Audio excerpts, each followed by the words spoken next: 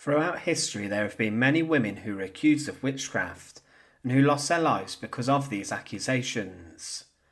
Women were often placed on trial, and they were taken to rivers where they were dunked in and even drowned. They were often thrown into the water bound, and if they survived, they were deemed to have been a witch and were then executed after their ordeal.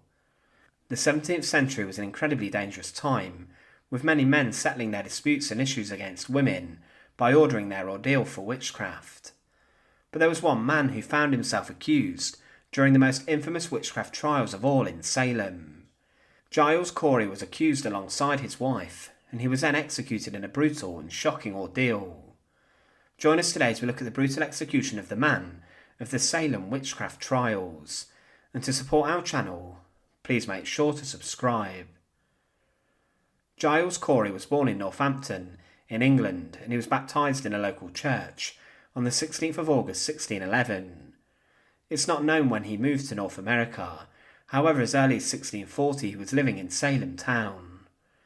He originally lived in Salem town, but then moved to the nearby Salem village, and he worked there as a farmer.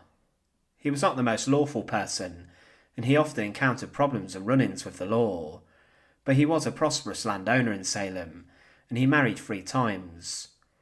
Giles's first wife was Margaret, who he married in England, and she was the mother of his oldest 4 children. His second wife was Mary Bright, who married Giles Corey in April 1664, when he was 53. But at the age of 65 in 1676, Giles Corey was brought to court in Massachusetts for allegedly beating one of his farm workers to death.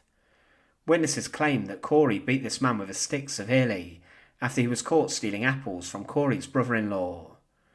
This man went to receive medical treatment eventually, but he then succumbed to his injuries and died. But Corey would get away with murder, as the offence was committed against an indentured servant, and violence was allowed against these. He was excused from the charge of murder, and was accused of using unreasonable force, and was found guilty and was fined. Following the death of his second wife, he married again, to a woman named Martha Rich. However, Martha Corey was arrested for witchcraft on the 19th of March 1692.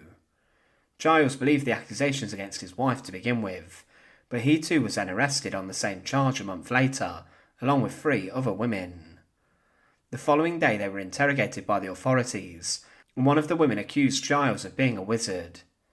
He denied this and refused to plead guilty or not guilty.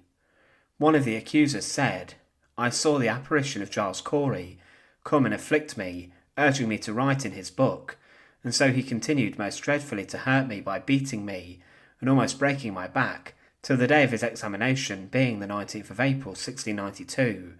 Then also during the time of his examination he did afflict and torture me most grievously, and also several times since urging me to write in his book, and I verily believe in my heart that Giles Corey is a dreadful wizard, for since he has been in prison, he or his appearance has come and most grievously tormented me." But still Giles Corey was now an elderly man of his 80s, and he refused to plead. But the law at the time said that someone who refused to plead could not be tried.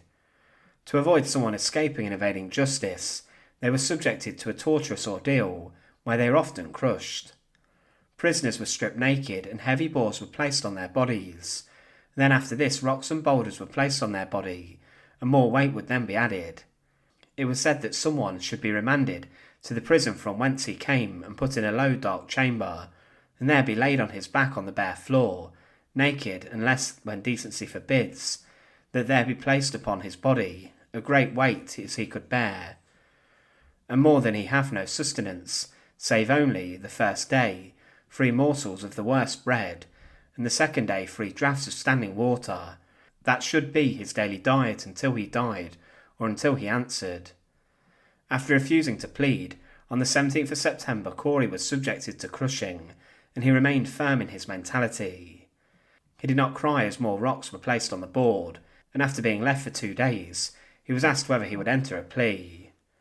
Every time he asked for more weight, and the sheriff even stood on the board himself at times. A witness said, in the pressing, Giles Corey's tongue was pressed out of his mouth, and the sheriff with his cane forced it in again, but he continued to demand more weight. However, on the 19th of September 1692, after suffering for 2 days, it was said, about noon at Salem, Giles Corey was pressed to death for standing mute. Much pains was used with him 2 days, one after another, by the court and Captain Gardner of Nantucket, who had been of his acquaintance, but all in vain.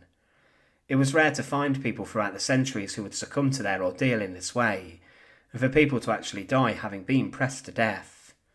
Often they were broken early on. His refusal to plead led to him not having to forfeit his estate, but 3 days later Giles's wife Martha was hanged as a witch in Salem. Giles Corey's death was incredibly brutal, and it may have been the leading reason behind the residents of Salem beginning to reconsider their support for the Witchcraft Trials. Corey was later absolved of his crimes, meaning he died for no reason, but his wife would not be.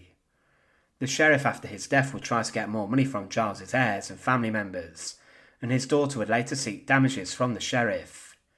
But Giles Corey was one of a very few number of men throughout the centuries who was accused of witchcraft, and who was killed by the accusations that were levelled against him. He was a man who, when he was pressed to death, was 81, and was a man who was considered very elderly by the standards of the late 17th century. Thanks for watching. To support our channel, please make sure to subscribe, and once again, thank you so much for watching.